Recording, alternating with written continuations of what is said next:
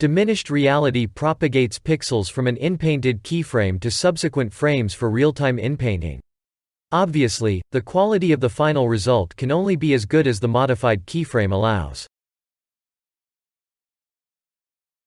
Most existing diminished reality methods depend on the user to select a suitable keyframe. However, this assumption can introduce a substantial bias. The resulting quality either depends on the user's experience to identify good keyframes or on the time spent on adjusting the selection manually with trial and error.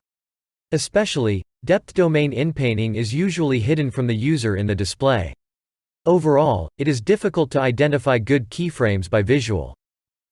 In this paper, we address this problem by introducing a metric for identifying good keyframes that statistically end up with good inpainting results.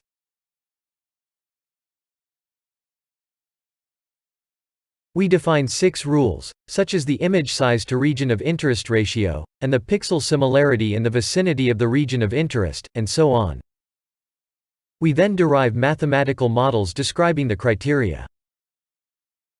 We further introduce a set of weights to balance the impact of the parameters to the final score. We determined the balancing weights based on 36,000 inpainting results in our RGBD dataset. Each keyframe in the dataset is randomly selected and contains the calculated measures. A 3D bounding object is registered in the scene, and the projection of the object defines the region of interest.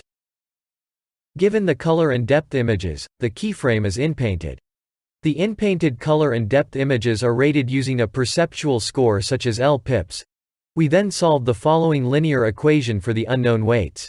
Finally, the resulting weights are used as balancing parameters of the measures.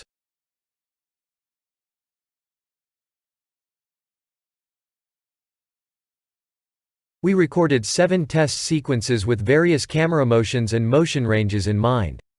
We compared our approach with a baseline approach, which sets all weights uniformly to 1/6.